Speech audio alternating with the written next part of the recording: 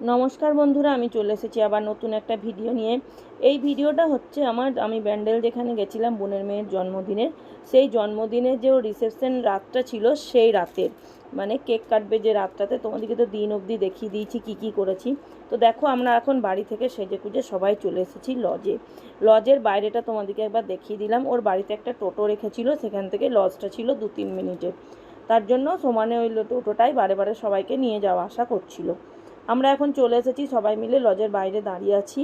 এতটাই গরম ভেতরে, তখন আমার বোন সাজছিল, বোন আসেনি, তার জন্য আমরা বাইরে থেকে তারপরে একটু পরে ওপরে উঠে গেলাম।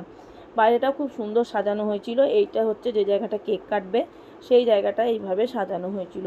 অনেকগুলো কুলার রাখা হয়েছিল, কেননা ওই জায়গাটা খুব গরম। স্টলে ছিল কোল্ড ড্রিঙ্কস, ফুচকা, এইসব। এখন আমরা সবাই মিলে একটু করে কোল্ড ড্রিঙ্কস খেতে লাগলাম।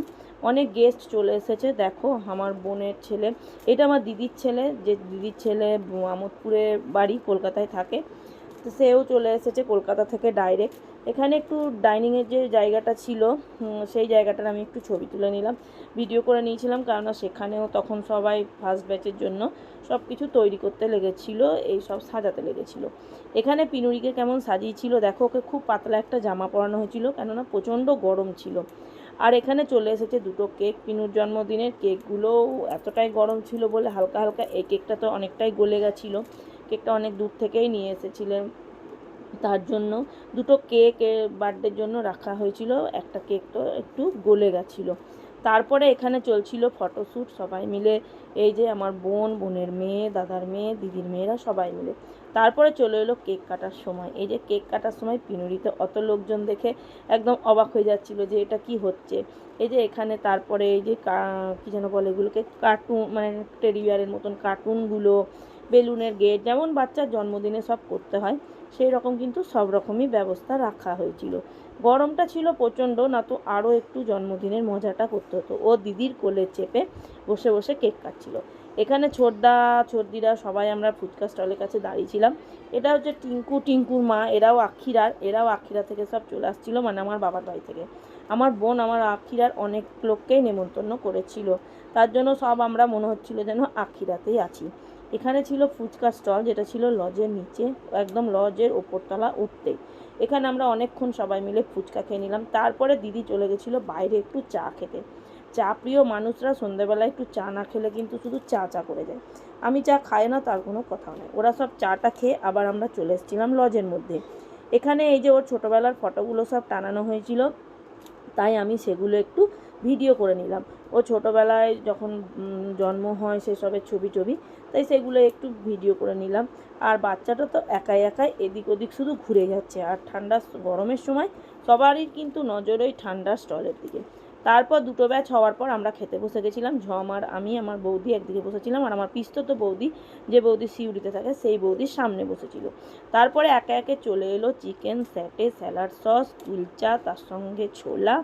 তারপরে তোমাদেরকে তো আমি আগের ভিডিওতে দেখিয়েছি কী কী মেনু হয়েছিল। তারপরে ছিল পটেটো ফিঙ্গার চিপস, তারপরে তোমার ছিল ওই যে চিকেন কষা, তার গলদা চিংড়ি, এইসব। আর ভাত ছিল, ডাল ছিল, সবজি ছিল, যেগুলো আমি সব স্কিপ করে গেছিলাম, গরমের সময় কিছুই খাইনি, কিন্তু যেগুলো খেয়েছিলাম সেগুলো সত্যিই খুব টেস্ট বলেছিলাম। পাঁপড়, চাটনি, সেগুলো তো আর বলার কি, সব রকমই খাওয়া। তারপরে ছিল, এটা হয়ে গেছে পরের দিন অনেক চিকেন স্যাটে বেঁচে গেছিলো, তার জন্য আমার বোন, পরের দিন ভোজবাড়িতে যেমন অনেক জিনিস বেঁচে যায়, তা সেগুলো সবাই মিলে খাওয়া হয়। আমরা সকালেই চলে আসবো বলেছিলাম। এখানে অভ্রর শরীরটা ভালো ছিল না, সে শুধু ঘুমাচ্ছিল, আর এরা দুজন দেখো এখানে কত মজা করছে। তার জন্য আমার বোনের শ্বশুর শাশুড়ি জোর জবরদস্তি আমাদেরকে রেখে দিল যে আর এক বেলা থেকে যাও।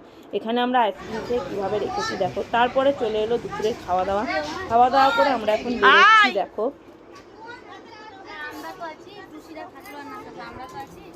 চললাম, টাটা। এখানে সবাই আমাদেরকে বাইরে বাই করতে এসছে। আমরা দুটো টোটো ডেকে নিয়েছিলাম। Bye Pinu, bye. আমরা চেপে পড়, বুড়ি নিয়ে নেবি তখন। চলো পিনু,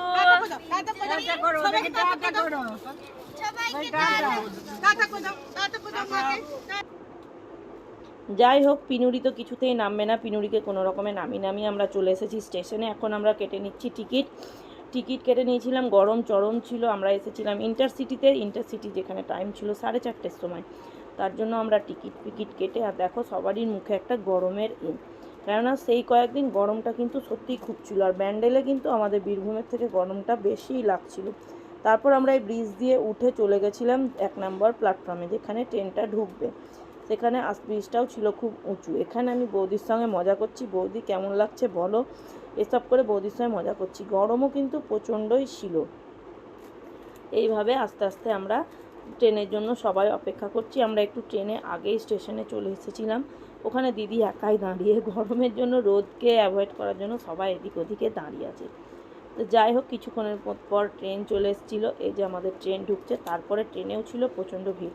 ট্রেনে ঢুকে আবার চা প্রিয় মানুষরা সবাই লেগেছিল চা খেতে, ভাঁড়ের চা। আমি চা খাই না, তার কোনো কথাও নাই।